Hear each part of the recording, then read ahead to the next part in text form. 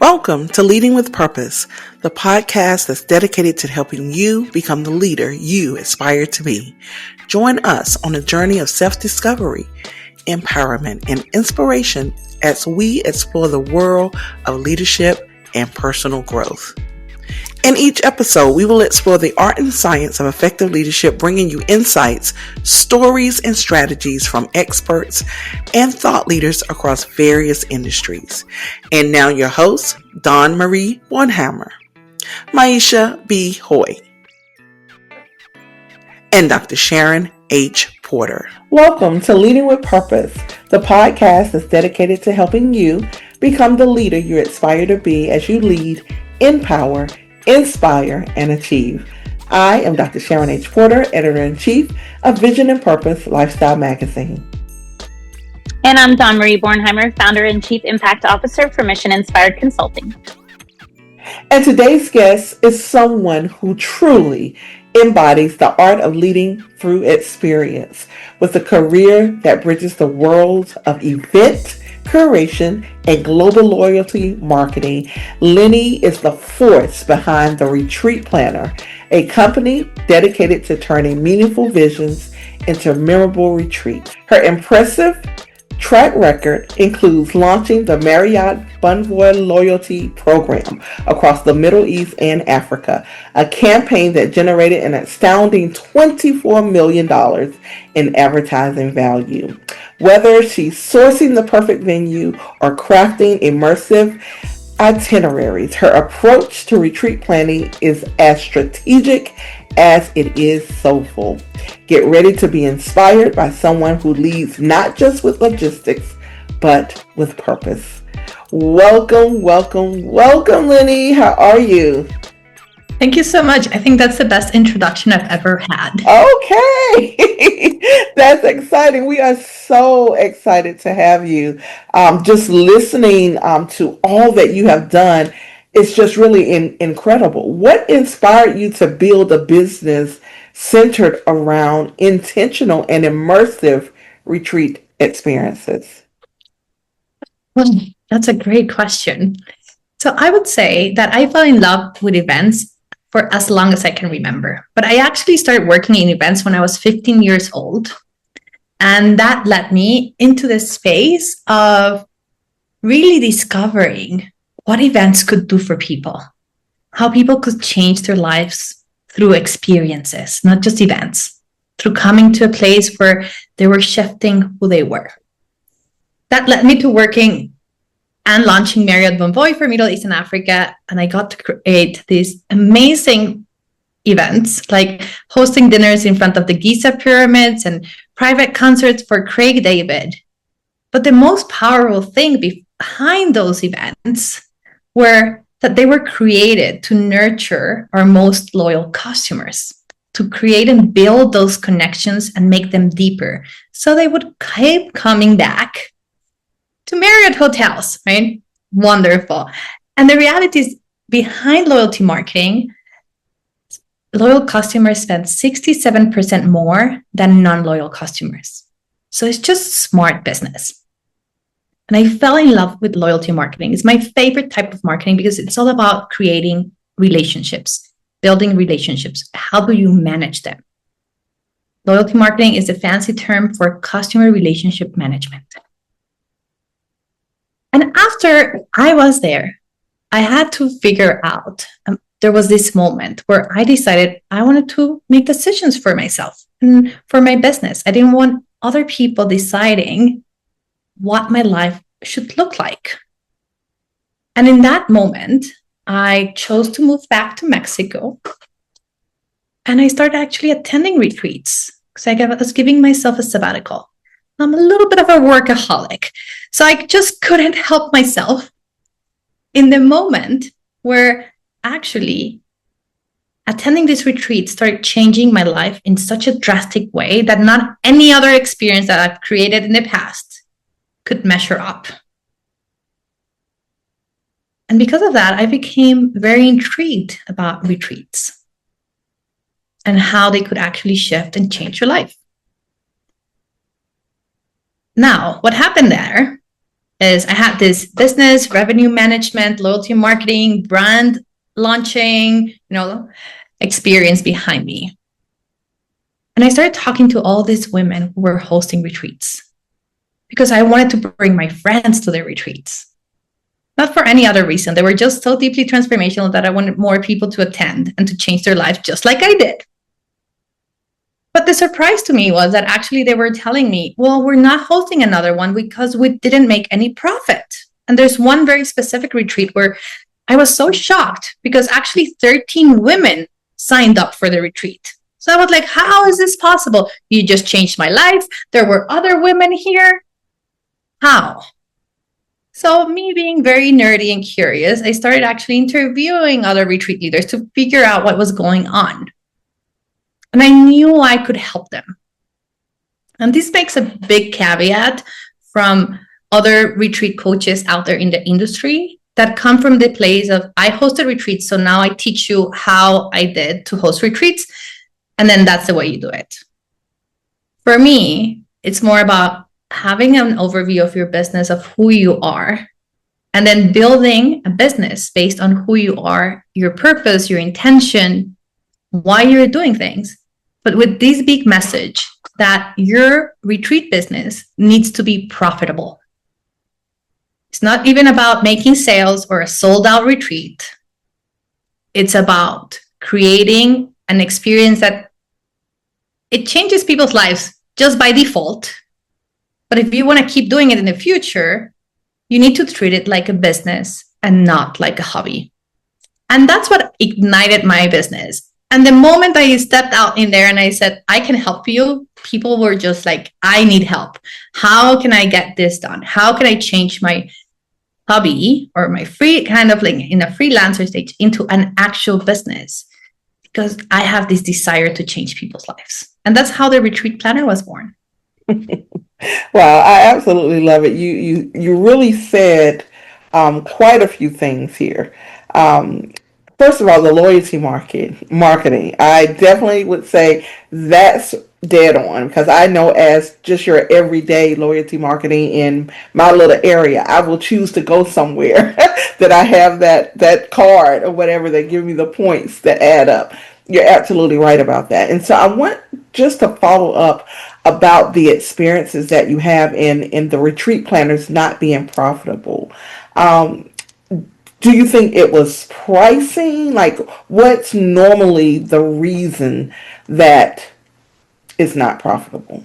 Okay, yes, there's a couple of questions, not questions, but a couple of things that happen that make retreats non-profitable. The first one is that our goal, the goal that we set for our retreat when we start on, is wrong. Simple as that. We enter and we're like, I want to host a retreat. And there's different pathways of mindset that happen depending on the person.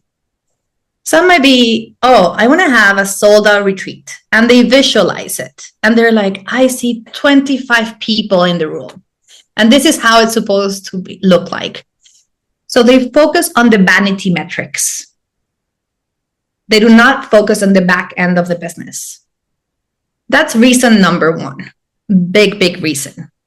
The next reason that helps you not have a profitable business is actually not doing your numbers properly.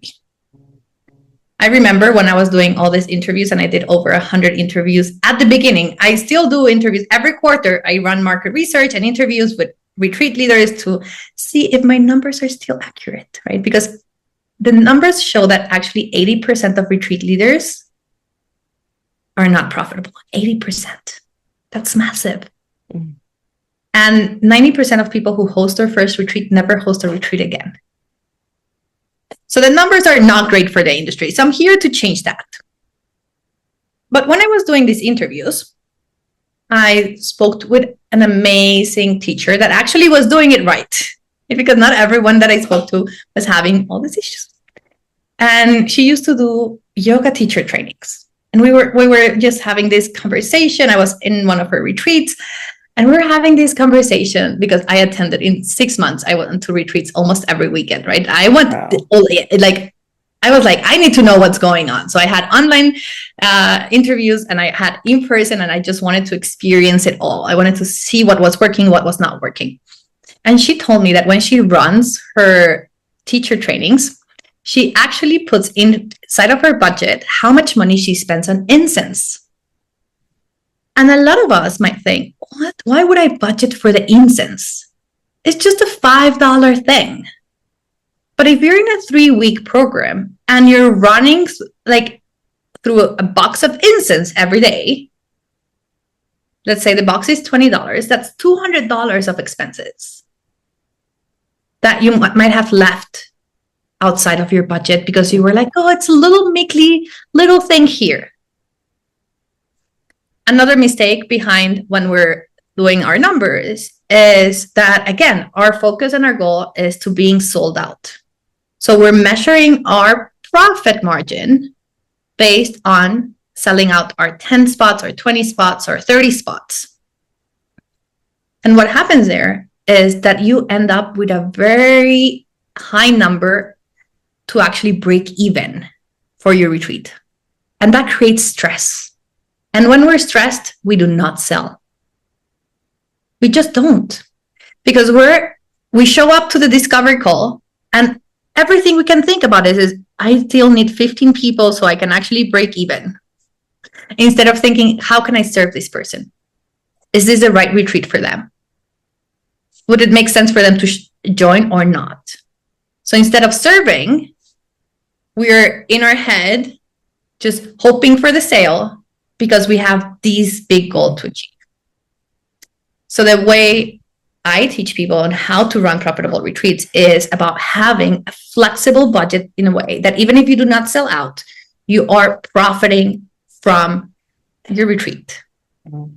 Even from the place when you're thinking about which venue do I choose? We need to look at the contract. Am I fixed to actually renting these 12 rooms? Or can I just have a minimum amount that I can actually then, if I don't have enough people, my costs decrease?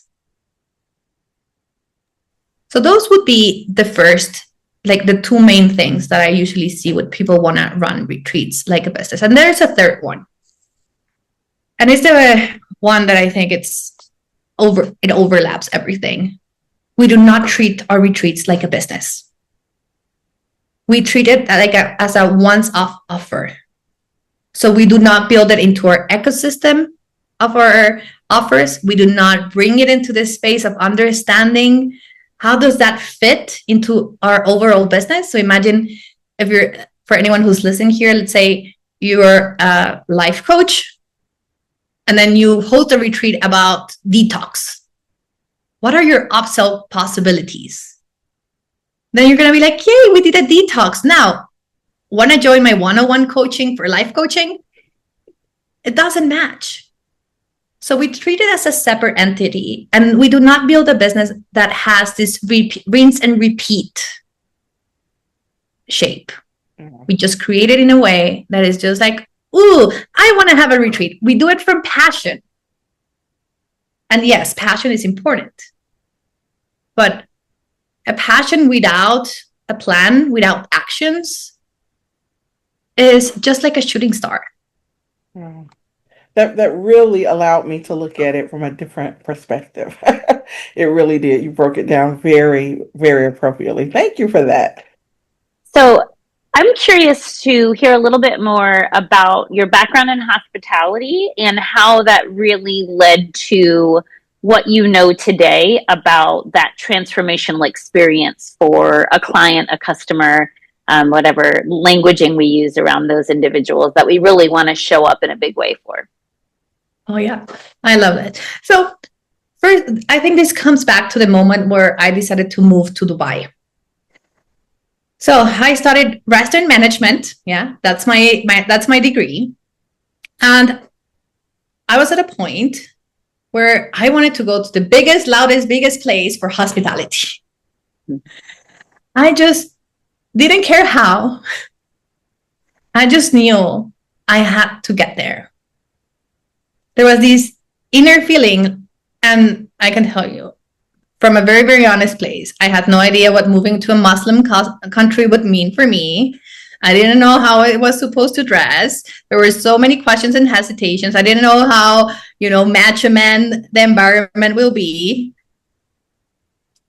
But I just knew.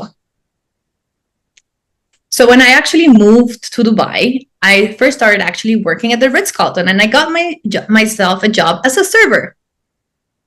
But working for the Ritz-Carlton, it's a brand that is all about caring about your customers. It's about this luxury experience where you know the name of the person staying at the hotel. And it goes beyond that. You know if they like still or sparkling water. You know if they like ketchup or mustard. You know their favorite meal to order in a restaurant. How they like to drink their coffee. You get to know them deeply because they keep coming back because they love the brand. And there is a whole system that you can find information from all across other Marriott hotels, like Ritz-Carlton hotels, actually. So you can, if someone stayed at the Ritz-Carlton in New York, you can figure out their preferences when they're staying at the Ritz-Carlton in Dubai. So that was the beginning for me of understanding how people behave, what people want, and how actually caring for them makes a huge difference in their lives. And fast enough, even as I was still working as a server, I was training people on standards 6 months in. And I started develop, my love for events. I started developing these events inside of the lobby lounge for my boss. And people started noticing. Other restaurant managers started noticing. They were like, who's this girl who's not just doing her job, she's going above and beyond, and she's creating experiences inside of restaurants. How can we get that too? And that led me toward actually launching 9 brands inside of the hotel and rebranding the spa and taking care of the PR for food and beverage marketing and the PR for the hotel at some point for a little while, because I just knew the value of experiences. And I just wanted to incorporate that into every single thing that I did. And when we think about experiences and loyalty marketing inside of the space of anywhere in hospitality, we need to understand as well that I like to actually call it loyalty mindset. Because it's a way of thinking. It's a way of behaving. It's not just about putting ads out there. It's about how do you behave and how do you want people to behave with you and how you build these relationships. So when we're thinking about loyalty marketing and loyalty mindset, we need to understand that also we need to build that inside of the company. So I started creating campaigns once I was at the corporate office, internal campaigns, internal marketing campaigns for our office with 500 people.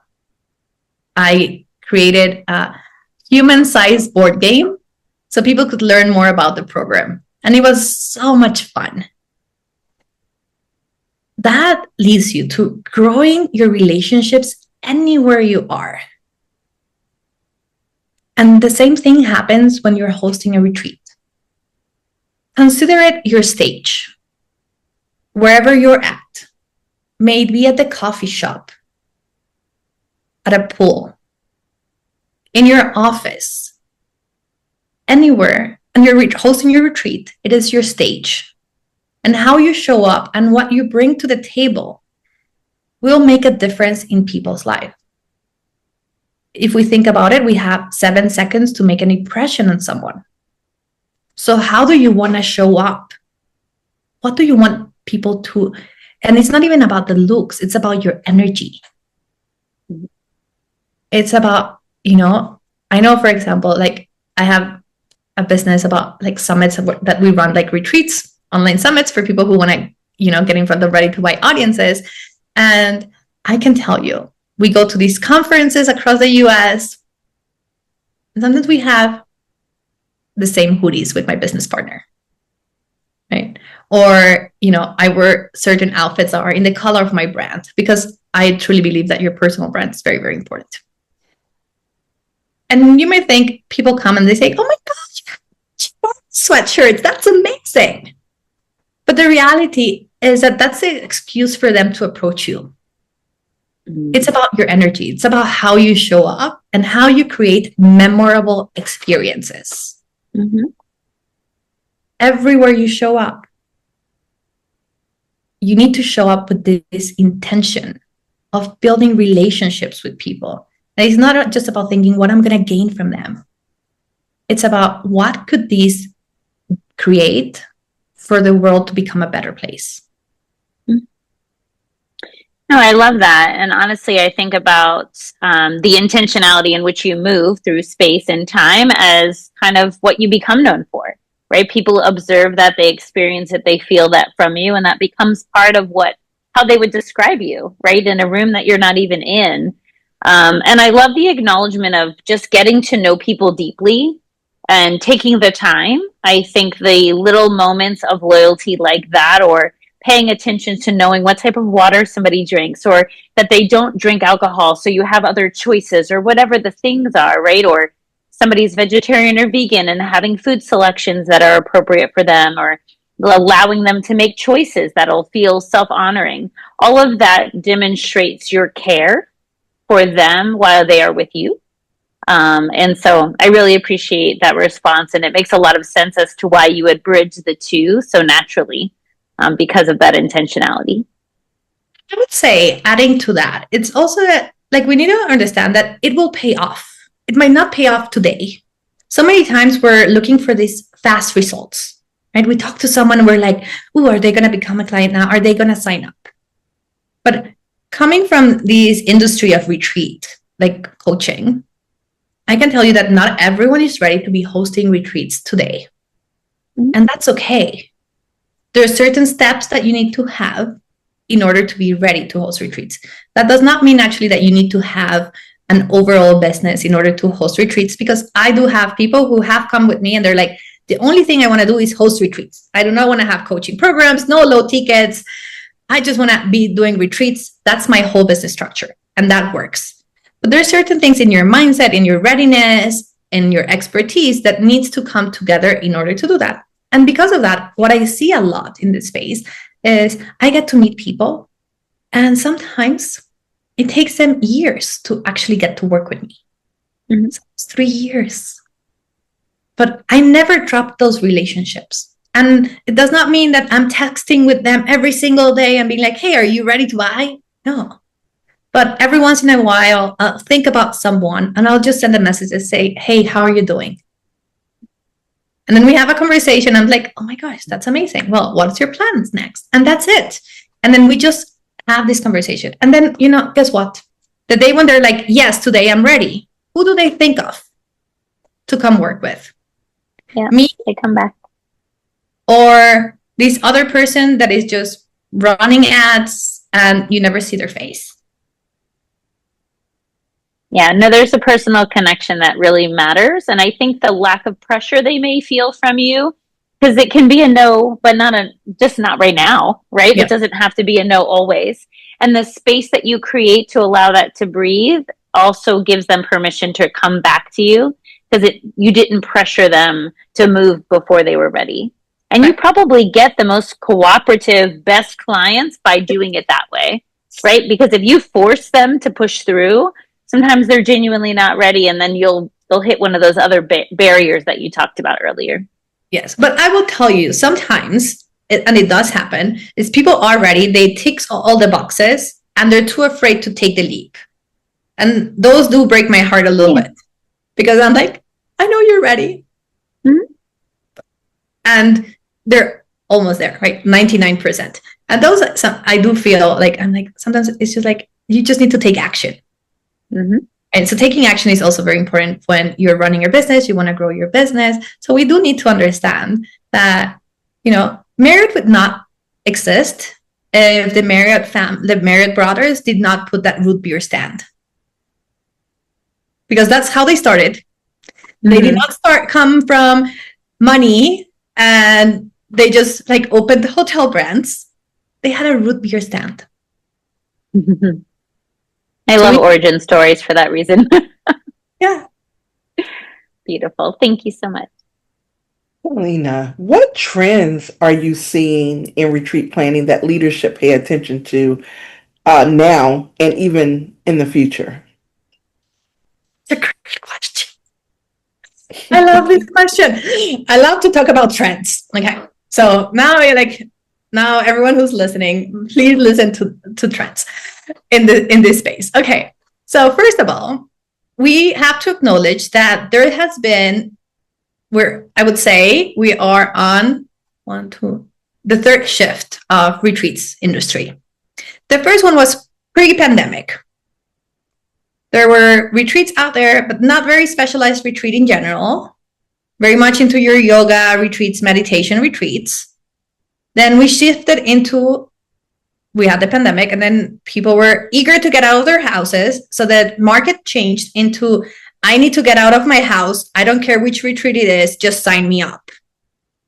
Okay. There was this urgency for people to just go on retreats. The decision-making process for attending retreats was a lot simpler. And now, after that, we are in this new phase where people are more discerning of which retreats do they attend. It's not about having or not having money. It does not have to do anything with that, because the market of wellness travel, right? Wellness travel includes retreats, is expected to go to $7 trillion by 2027. Okay. So it's not a money problem.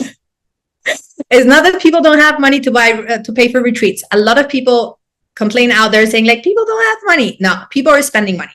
In 2024, it was a year in history where people spent the most amount of money on luxury vacations and luxury cars. So there is money out there. There's money moving. There's people wanting to go retreats. They're just more discerning into which retreats they sign up for. With this change in trend, the solution for this is becoming very specialized on the retreats that you host. One big problem, one big solution. There's too many yoga retreats out there, too many generic retreats out there. So why would you want to be competing in that arena when you could bring your expertise, who you are, and how you can change people's lives, and be bold about it and tell people, if you come to my retreat, I have a 90% success rate of you avoiding divorce or having an amicable divorce. I had this client, she used to run private couples retreats for people who wanted to have an amicable divorce, right? They call it, I don't know, it had a very woo name, like untangling or, something like that. Her retreats were $16,000. You know how many people she had signed up? She didn't have enough time for all the clients that wanted to come to her retreats. Because people with the divorce rates today, people do not want to have a horrible relation with the ex-wife or the ex-husband or bring the kids into the fights. So there's a big market in that space. But there's not so many people doing retreats about this because they want to stay generic. They want to be liked by everyone. They want to be approved by. They do not want to, rock the boat and say, what if they think I'm not good enough? And always there's a caveat. If you're a new divorce coach and you have no experience and no success rates, please do not do this just because, I can charge $16,000. You need to be a subject matter expert. But it is your prerogative to become that expert and to become extraordinary in what you do. So I would say this is like the biggest shift in trends that we've seen in the retreat market. It's not about money, people not having money. It's not about people not signing up. Now, this is not a trend, but I need to talk about it. And maybe it is a little bit of a trend, but it's just been going on for too long that I don't consider it a trend anymore. People treat marketing and sales like they were the same thing. They post on Facebook and then they hope that people magically are going to be like, yes, sign me up. And they do not have a sales strategy. Again, treating your retreats like a business. People think that marketing is the same as sales. There's a misconception of that. It happens a lot in the transformational world because we're so focused about the gifts that we have, the transformation that we want to bring into the table, that we forget that we're actually running a business. And we need to follow the steps of running a business. And that includes sales. Without sales, nothing moves. It doesn't matter if your retreat is the best retreat out there, if it changes people's lives. And then the last trend that I'm going to talk about is a trend on 2025 on marketing trends. In real life experiences, people have digital burnout. People want to be in the rooms with people. They want to connect. I can tell you because I go to a lot of in-person events. And I do that because nothing trumps in person. Nothing. There is no way. And I love being like, don't get me wrong, the digital space for me, it's so powerful because it allows us to connect. Like this would not be happening if we didn't have the digital space. But there is this need. And against what you are seeing a lot out there, there's a lot of the big coaches that you used to do these massive conferences with thousands of people for marketing and sales, especially for coaches, kind of like ClickFunnels in that space. They have actually, a lot of them decided to reduce the amount of in-person events to almost zero. Some of them decided everything is going to move now online. So we might think, because all these big people are shifting away from in real life experiences, no one wants to buy in real life experiences. And that can't be further than the truth. The reality is that just people want smaller containers, but like-minded individuals. Wow. I really love that. And it just puts me in the mind of just really just good business sense. Niching down basically is what I heard you say regarding the uniqueness of your event that you're going to do the retreat for, and not, trying to support the masses basically. And so I really love that.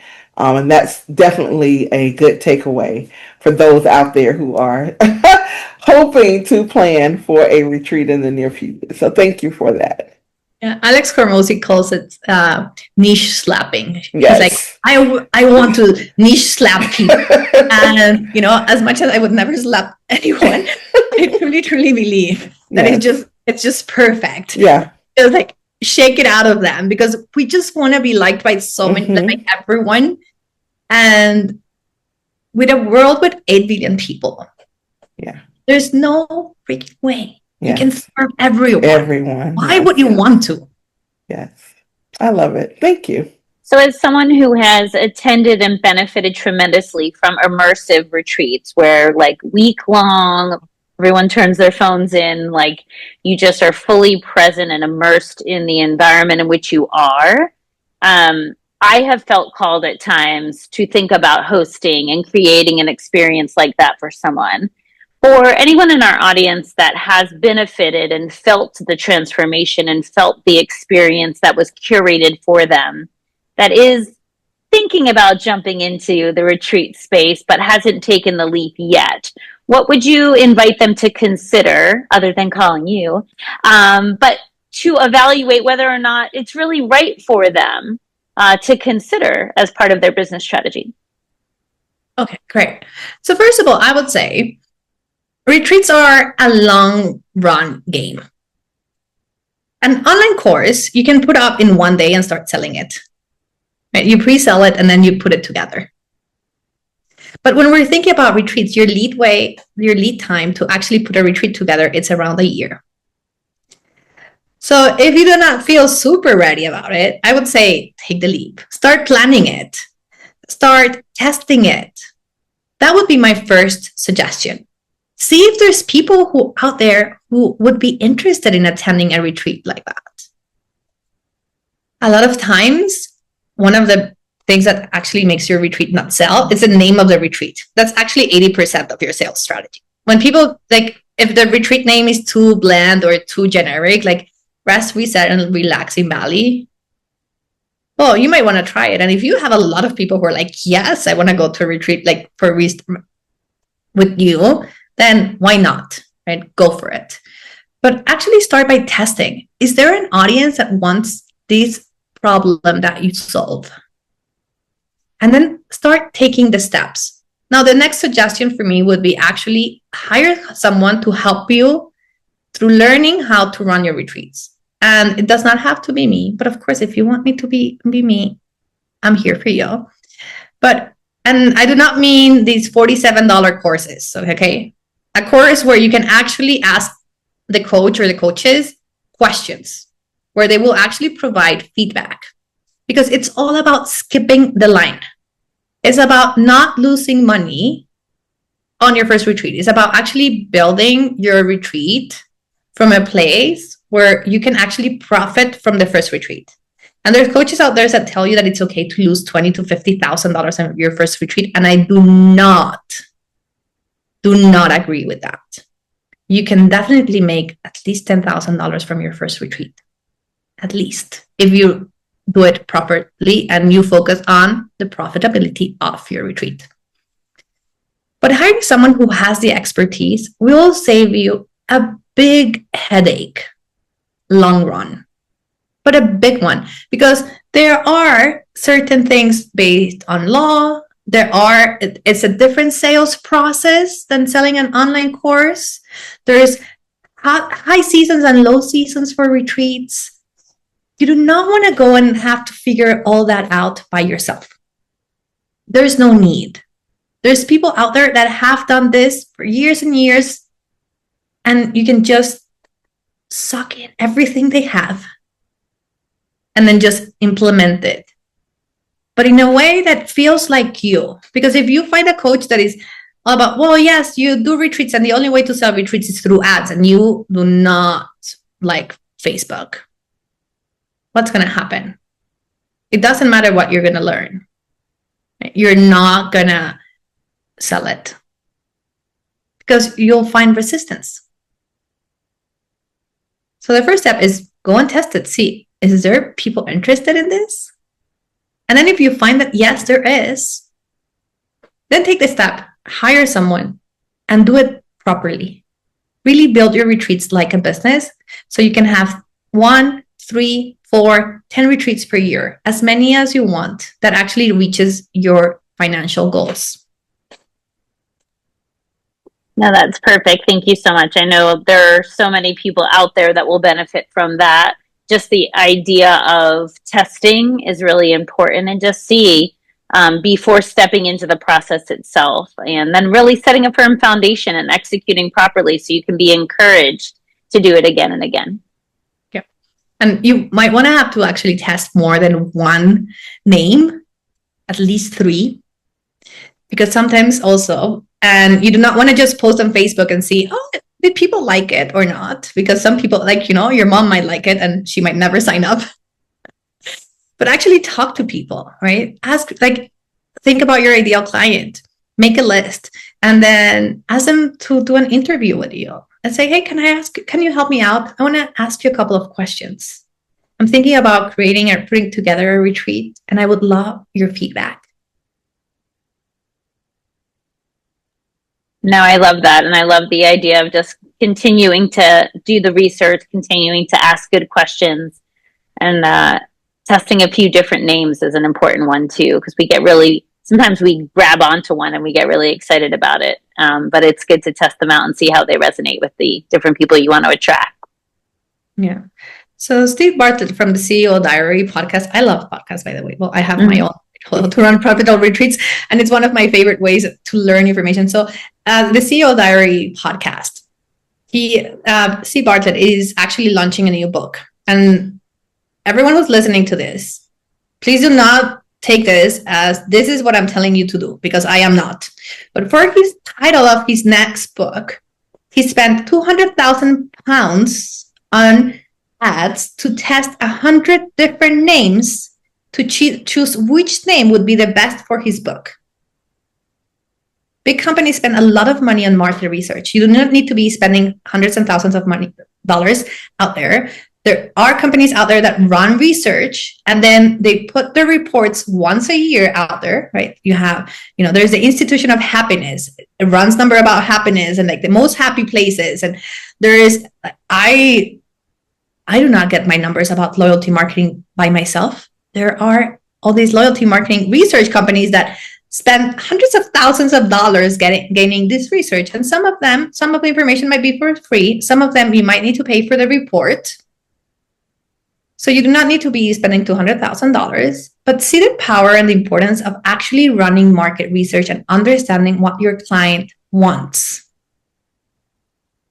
If people out there are spending this amount of money to test the name of a book, you need to give yourself the chance to actually do the same for your business. No, that's a great point. Thank you so much. This information has been so inspiring and really, again, makes you look at things from a different perspective. Entirely about retreats.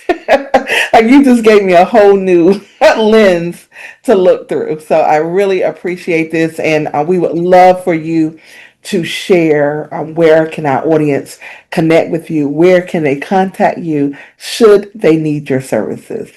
So they can come to my website, theretreatplanner.com, and I do have an ebook about running profitable retreats that actually works for everything in your industry. And it's just theretreatplanner.com/profit ebook. Very, very simple. And you can just contact me, go to my website, check me out. And then I'm just a message away.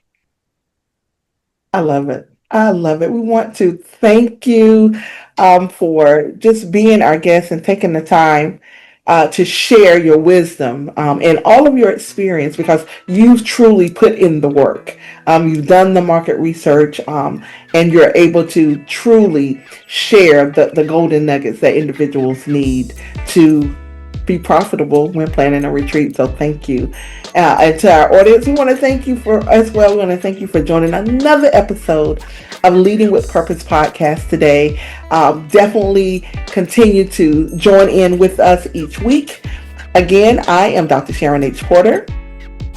And I'm Dawn Marie Bornheimer. As you navigate your leadership journey, remember that leading with purpose is not just a philosophy, but is a commitment to making a positive impact. And continue to empower, inspire, and achieve. And if you enjoyed today's episode, please share it with your network, and don't forget to subscribe so that you will never miss an opportunity to explore the intersection of leadership and purpose. Until next time, lead with passion and lead with a positive intention, and by all means, continue to lead with purpose. Thank you for joining the Leading with Purpose podcast. Please join us every Monday for a new episode.